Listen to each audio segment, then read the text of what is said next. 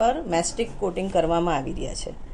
ઘણી બધી જગ્યાએથી નાગરિકોએ અમને ફરિયાદ કરી કે બ્રિજની સરફેસ સારી છે, કોર્પોરેશન વ્યર્થ આ પૈસા અને લોકોને હેરાનગતિ કરી રહી છે। સ્થળ પર બારે બાર બ્રિજની તપાસ કરી અમે મ્યુનિસિપલ કમિશનરને લેટર લખેલો, એમાં બધા બ્રિજનું અવલોકન કરીને બ્રિજની સરફેસ ક્યાં કેવી છે એનું અમે રિપ્રેઝન્ટેશન કરેલું ને આ કામની જરૂરિયાત નથી એ બાબતે અમે મ્યુનિસિપલ કમિશનરને 15 તારીખે, ગત મહિનાની 22 તારીખે અને આ મહિનાની 2 તારીખે એમ 3 રજૂઆતો કરી હતી, પણ આજ દિવસ સુધી આમાં કોઈ પગલાં લેવાયા નથી। 22 તારીખે અમે જ્યારે પહેલી રજૂઆત કરી 22 માર્ચે, ત્યારથી અમે જે કન્સલ્ટન્ટના રિપોર્ટના આધારે આ કામ આપવામાં આવ્યું છે એ રિપોર્ટની પ્રિન્ટઆઉટ્સ માંગેલી અને એને જોવા માટે અમે કોર્પોરેશનને દબાણ કર્યું, પણ એન કેન રીતે આ 22 દિવસ સુધી અમને રિપોર્ટ શેર કરવામાં આવ્યા નહીં। કાલે સિટી એન્જિનિયરને ફરિયાદ કરતાં છેલ્લે અમને રિપોર્ટ મળ્યા।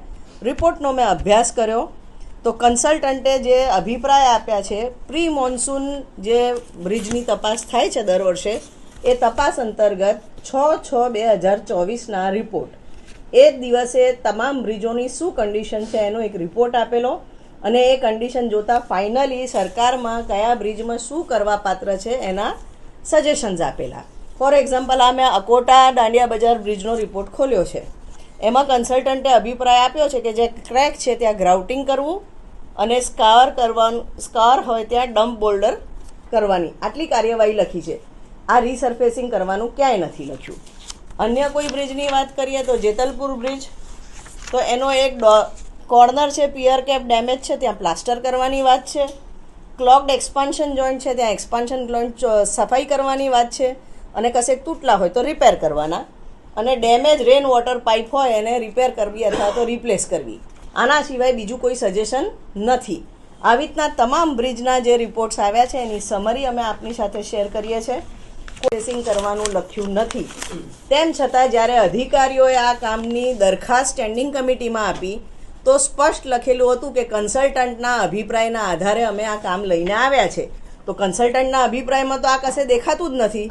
એનો મતલબ સ્પષ્ટ થયો કે કોર્પોરેશનના એન્જિનિયર્સ, કોન્ટ્રાક્ટરની મિલીભગત છે, નાગરિકોના 32 કરોડ રૂપિયાનો આ વ્યય છે, આ મોટું કૌભાંડ છે અને 32 કરોડના વ્યયની સાથે લાખો નાગરિકોને જે હેરાનગતિ છે આ રસ્તાઓ બંધ થવાથી, એ અલગ કરોડો રૂપિયાના પેટ્રોલના ધુમાડા થાય, કારણ કે લોકોને ગોલ ગોલ ફરીને જવું પડે।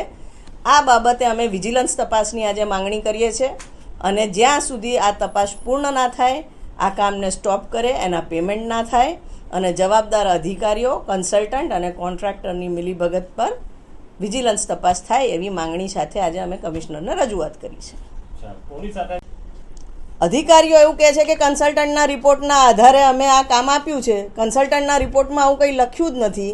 22 દિવસ સુધી કન્સલ્ટન્ટનો રિપોર્ટ મળ્યો નથી। સિટી એન્જિનિયરને અમે પૂછ્યું તો એમને કન્સલ્ટન્ટના રિપોર્ટના નહીં પણ એન્જિનિયર્સના ભરોસે આ કામ કર્યું હતું એવું અમને કહ્યું। તો આ કયા અધિકારીઓ છે જેમને કન્સલ્ટન્ટના રિપોર્ટનો આધાર લઈને આ ખોટું કામ પાસ કરાવ્યું અને સ્ટેન્ડિંગ કમિટીમાંથી એપ્રૂવ કરીને મિલીભગત કરીને જે કોન્ટ્રાક્ટરને ફેવર કરવામાં આવી છે, આ બાબતે તટસ્થ તપાસ થાય અને જવાબદાર લોકો સામે પગલાં લેવાય એવી અમારી માંગણી છે।